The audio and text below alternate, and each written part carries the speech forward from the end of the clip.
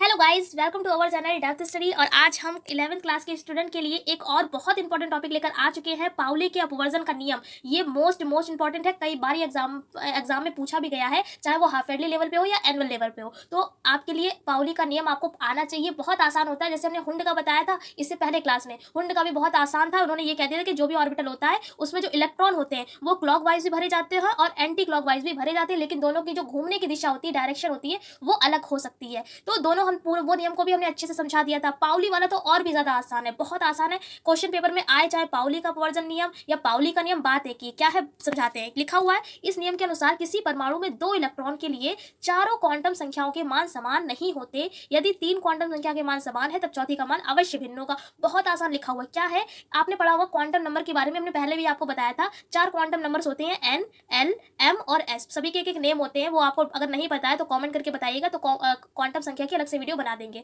N, L, M, S ये क्या होती है, क्वांटम संख्या 4 होती है। तो पाउली भाई ने भाई यहाँ पर क्या कहा इस नियम में कि अगर जो भी अब आप इलेक्ट्रॉन भर रहे हैं किसी भी परमाणु में, तो 2 इलेक्ट्रॉनों के लिए ये जो चारों क्वांटम संख्या है इनके मान 1 से नहीं होंगे। क्या होगा, अगर 3 के मान 1 है तो चौथे का मान जरूर चेंज होगा। यानी कि कुल मिलाकर सारी क्वांटम संख्याओं के मान क्या होंगे, एक समान नहीं होंगे। एक समान नहीं होंगे, अगर 3 बराबर है तो एक का मान जरूर क्या होगा, अलग होगा। यही हमारा क्या है, पाउली के अपवर्जन का नियम है। एग्जाम्पल बता दिया भाई, एग्जाम्पल जैसे लिख लिया 3s2 में। अब 3s2 के लिए देखिए, इसमें मान लिया अगर एक इलेक्ट्रॉन हो, ये अब यहाँ पर हम अभी बताया एन और एल और एम और एस। अब इलेक्ट्रॉन को कैसे भरेंगे, इतना याद रखिए। कोई भी यहाँ पर ऑर्बिटल दे रखा हो, 3s2 मान लिया यहाँ पर दे रखा है, जो भी यहाँ पर इसके पास में लिखा होता है वही क्या होता है, एन की वैल्यू होती है, जो एन को बोलते हैं मुख्य क्वांटम संख्या। तो मुख्य क्वांटम संख्या जो भी, मान लिया यहाँ पर अगर मैं 3p6 लिख लिया है तो p की जो पास में लिखा हो यही यहाँ पर क्या है, एन की संख्या है। मान लिया लिख दिया 4d10, जो इधर वाली संख्या होती है पास वाली, जो बेस में लिखी होती है वही क्या होती है, एन की वैल्यू होती है। समझ में आ गया।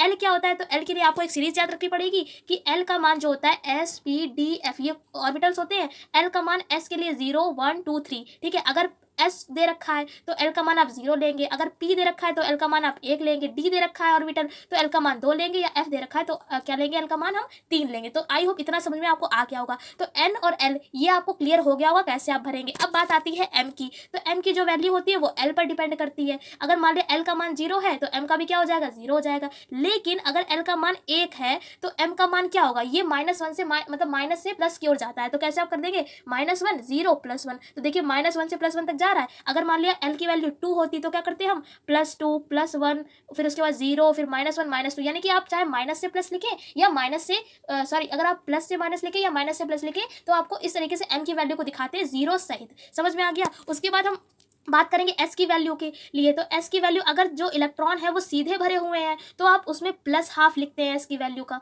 ठीक है। अगर जो भी इलेक्ट्रॉन है एंटी क्लॉकवाइज भी यानी उल्टे भरे हुए हैं तो वहां पर हम वैल्यू लेते हैं एस की -1/2। तो चारों वैल्यू हमने क्वांटम की आपको समझा दी है किस तरीके से हम भरेंगे। अब यहाँ पर एग्जाम्पल लिखा हुआ है 3s2 में, तो अभी बताया जो भी पास में लिखा होगा वही क्या होगा, एन का मान होगा। तो देखिए एन की वैल्यू 3 हो गई।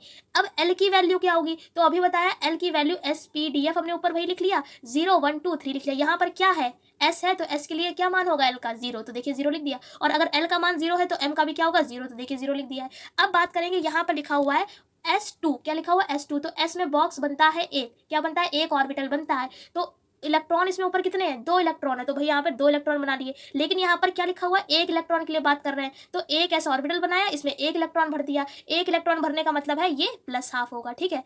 सीधा भरा है ना, तो सीधा के लिए +½ ऐसे दूसरे इलेक्ट्रॉन के लिए ये सारी चीजें सेम है। यहाँ पर दूसरा अगर इलेक्ट्रॉन भरेंगे तो नीचे उल्टा भरा है, तो उल्टे के लिए क्या लिख दिया, -½ तो आई होप आपको समझ में आ गया होगा। नहीं समझ में आया तो धीरे धीरे आ जाएगा, बहुत आसान है ये। मान लिया 2s2, ऐसे न्यूमेरिकल भी आ जाते हैं कि आप इसके लिए क्वांटम संख्या निकाल कर दिखाइए, तो ऐसे निकालते हैं। लास्ट में 2s2 है तो यहाँ पर s के पास में क्या है, 2 है, तो यही क्या है, n का भी मान है। l का क्या होगा, अब बताया s के लिए l का मान कितना होता है, 0 होता है, अभी ऊपर बता चुके हैं। l का मान 0 है तो m का भी 0 होगा। फिर 2s, s में कितने, एक बॉक्स होता है, 2 इलेक्ट्रॉन यहाँ पर दिखाए गए, 2s2 है तो 2 इलेक्ट्रॉन। पहले इलेक्ट्रॉन हमने जब भरा तो हमने प्लस का हाफ ले लिया, दूसरा इलेक्ट्रॉन उल्टा भरा तो यहाँ पर माइनस का हाफ ले लिया दूसरे इलेक्ट्रॉन के लिए। बाकी सारी चीजें सेम है। अब यहाँ पर देखिए 2p6, क्या आ गया, 2p6, ठीक है। तो यहाँ पर इलेक्ट्रॉन जो n का मान है वो इसके पास वाला होता है, तो n का मान कितना हो जाएगा, 2 हो जाएगा। अब l का मान देखिए, तो l का मान डिपेंड करता है SPDF, लिख लिया, यहाँ लिख लिया 0 1 2 3, तो l का मान p के लिए कितना होता है, 1 होता है, तो देखिए p के लिए क्या लिख दिया,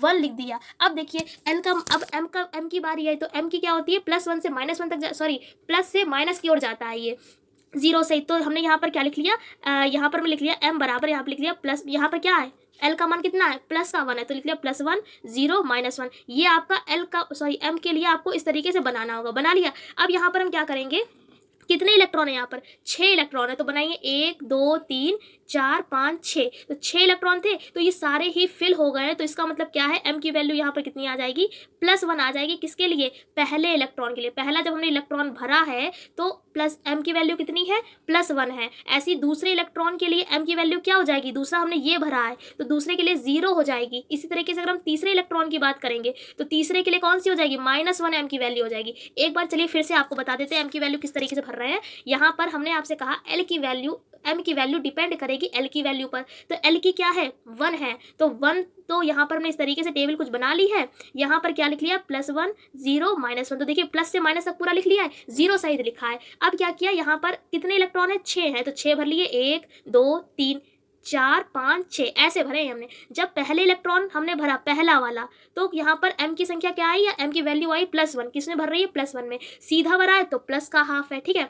अब दूसरा देखिए, जब हमने दूसरा इलेक्ट्रॉन ये वाला भरा, दूसरा इलेक्ट्रॉन देखिए हमने कौन सा भरा, यहाँ पर दूसरा इलेक्ट्रॉन हमने ये वाला भरा है ना, और ये वाली वैल्यू हमारी फिर क्या हो जाएगी, m की 0 हो जाएगी। कब, जब दूसरा इलेक्ट्रॉन की बारी आएगी, सीधा है तो क्या हो गया, प्लस हाफ है। इसी के आगे अगर हम यहाँ पर लिख दें तीसरे इलेक्ट्रॉन के लिए l का मान यही रहेगा, बस m और s की वैल्यू बदलती जाएगी। क्या हो जाएगी, तीसरे इलेक्ट्रॉन के लिए ये वाला है, तीसरा ये वाला इलेक्ट्रॉन है, तो m की वैल्यू क्या हो जाएगी, -1, सीधा है तो ये भी प्लस हाफ रहेगी। उसके बाद आगे चलते हैं, चौथे इलेक्ट्रॉन के लिए क्या हो जाएगा, n की l की सेम यही रहेगी, लेकिन चौथा इलेक्ट्रॉन भाई हमने ये वाला भरा है उल्टा, तो उल्टा है तो इसका मतलब क्या है, ये यहाँ पर s की वैल्यू क्या हो जाएगी, -1/2, और m की वैल्यू किस में जा रही है, +1 में, तो क्या हो जाएगा +1। उसके बाद अगर हम पांचवें इलेक्ट्रॉन की बात करें तो ये भाई है ये वाला उल्टा, तो उल्टे का है यानी एंटी क्लॉक है, तो ये माइनस का हाफ s की वैल्यू, m की वैल्यू क्या हो जाएगी 0। उसी तरीके से अगर हम यहाँ पर 6 यानी छठे इलेक्ट्रॉन की बात करें तो ये भी हमने एंटी क्लॉक वाइज भरा है, तो s की वैल्यू ये क्या हो जाएगी, माइनस में आ जाएगी, और किस में भरा है, -1 वाले में, तो यहाँ पर m की वैल्यू -1 हो जाएगी। तो बहुत आसान है, बस आपको समझने की देरी। ये देखिए 2 इलेक्ट्रॉनों तक लिखा हुआ है, उसके आगे ये देखिए 3 4 5 6 सारे इलेक्ट्रॉनों को अच्छे से लिख दिया है।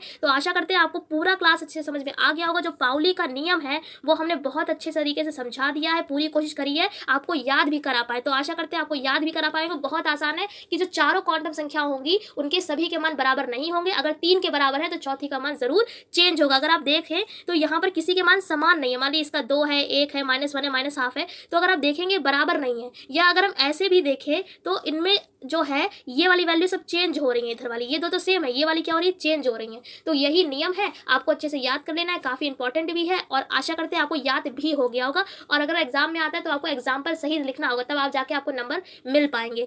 तो फिलहाल आज की क्लास में हम इतना ही रखते हैं। अगर वीडियो आपको थोड़ी सी पसंद आई तो वीडियो को लाइक करिए, कोई डाउट है तो आप नीचे कॉमेंट कर सकते हैं। हम आपसे फिर मिलते हैं एक ऐसी क्लास के साथ, तब तक के लिए जय हिंद जय भारत।